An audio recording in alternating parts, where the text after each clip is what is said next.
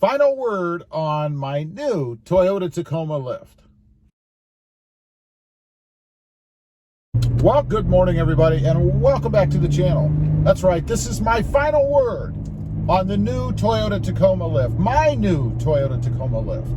Quick little bit of history in case you haven't watched the channel before. I had a 3.2 Readylift on this truck. It's a 2020 Toyota Tacoma TRD off-road, and I wasn't happy. I wasn't happy with the ride. Now, I have different wheels and tires. You know, of course, you have to do that when you have a lift, right? But I had a bounce, a sensation, a weird feeling. It just didn't feel good to me.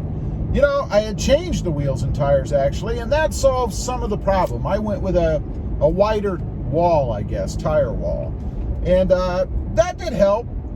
It reduced it, but I could still feel it, especially on certain roads. So I went all in. I decided, you know, I'm going to go with a suspension lift, which is what I've done. This is a Readylift. There's a link down below if you want to check out exactly what I did. But I went with a coil-over strut in the front and then Bilsteins in the back. And that was all in an effort to smooth out, make the ride better. Because I've determined through my own investigation that on the off-road version of the Tacoma, because I had a Sport with the exact same 3.2 Readylift on it, and it was fine. But the off-road's a little bit different. The suspension's a little bit different. It's not exactly the same. So when you lift it and put different wheels and tires, particularly bigger tires on it, mine round up to 33 inch. I think they're 32.8. And they're a 285/70 R17. So when you put bigger tires on, you know, heavier, wider tires, along with the increase in height on the truck. And by the way, I'm going over a rather rough road right now, so if my voice fluctuates, it's not the suspension or the lift. But anyway, when you go with a 3.2 Readylift on a Tacoma off-road and go with the bigger wheels and tires, you are not going to be happy. And I know because, well, number one, I experienced it. But there's a lot of information out there. You know, people get on, they tell you this, that, the other, whatever about their lifts. You kind of have to wade through it, you know, which is what I've been doing for about the last 2 years. You know, up until I put the lift on my Sport, I never had a lifted truck before. I knew nothing about it. So through trial and error, I have finally figured out that at least on the off-road version of the Tacoma, you have to do a suspension type lift if you want to attain a 3-inch or higher lift. Now, you could go with Bilsteins in the front, the 612s, or maybe even the 5100s, and Bilsteins in the rear. But the problem with just doing that and nothing else is you can't achieve a 3-inch lift unless you go with spacers, because the Bilsteins will only adjust at the top end for a 2.5-inch lift. And that's not what I wanted. Now, in hindsight, I probably could have gone with a 2.5-inch lift before I had the wheel and tire setup that I have. Of course, you have to take that into account when you're looking at setting up your lift, because you have to have enough room in there, right, to be able to accommodate everything. And speaking of that, I will tell you that 285/70 R17s is pretty much as big as you can go with a 3.2 lift, because you'll rub. And that's with this kind of a lift. When I had just the regular 3.2 Readylift on here, with that size tire, I was getting rubbing in the front. I had to make a little bit of an alteration. Still think I would have had rubbing, and honestly, I still may if I'm in any kind of severe off-road course or driving, because it's rather close still. I mean, there's a good gap. You're not going to have any rubbing during normal driving for sure. I mean, if you never take your truck off-road, you really don't need to worry about it with this lift. You would need to worry about it with just a regular 3.2 on the off-road version, because it's just too tight in there. And you'll experience when you're backing out and you hit a bump or something, or when you're pulling out of somewhere and take a right, you'll experience that rub, or a left for that matter, on the front part of the inner fender area. So, just a word to the wise. But anyway, I digress. I love it. It has solved my problem. I'm on that really crappy road right now. And the best way to term it for me is before I did this, I felt the truck feeling the bumps. You know, like I was separate from the truck. Like I was sitting on top of the truck. Which, you know, let's face it, I am, right? I mean, you know. But now I don't feel the truck feeling the bumps, feeling the road. I feel the road through the truck, if that makes any sense. Hopefully it does. That's the best way I can describe it. You know, you don't want to be driving down the road feeling like you're sitting on top of something. When it hits everything, you then hit everything. You want to do it in conjunction with the truck, in harmony.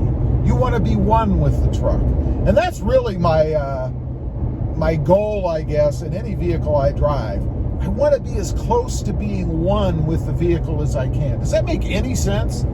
Probably not. I mean, I don't want to be like under the hood sitting on the engine. I mean, I just want to feel like an integrated part of the vehicle.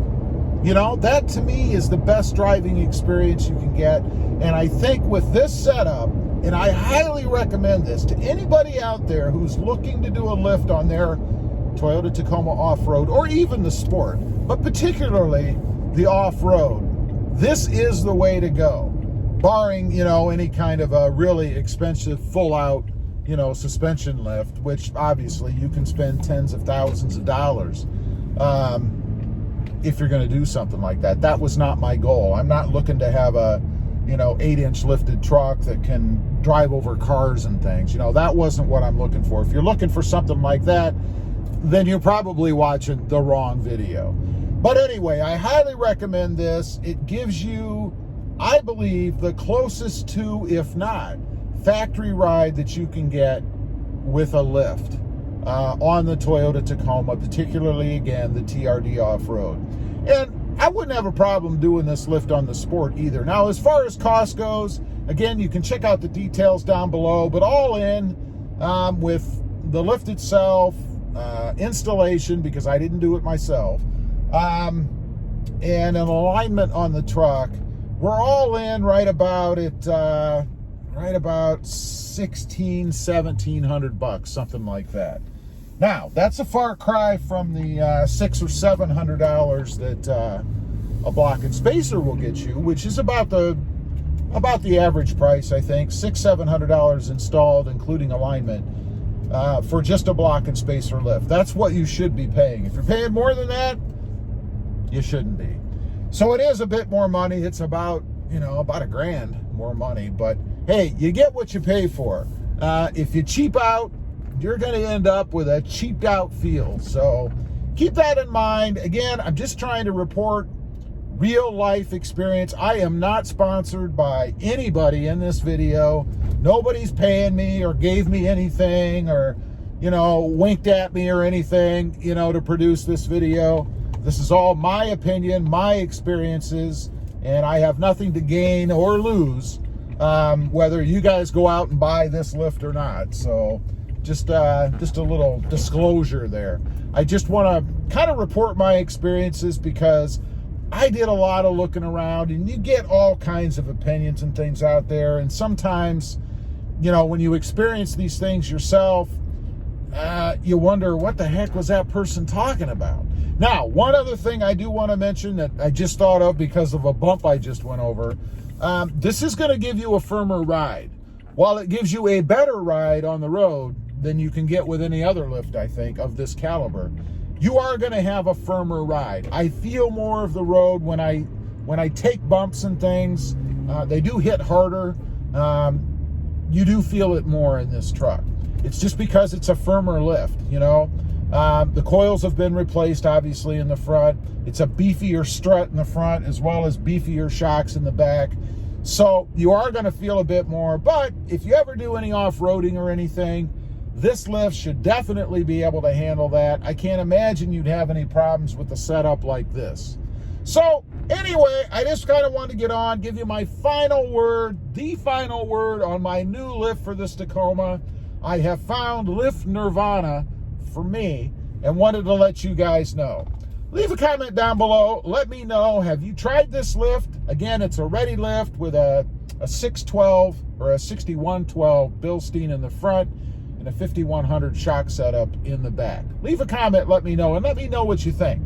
Also, real quick, shameless plug, don't forget to check out my other channel all about my 2020 Jeep Gladiator. It is RobMotive. And don't forget to click that notification bell so that you don't miss out on any upcoming videos. Thanks for watching. Stay safe out there. Bye.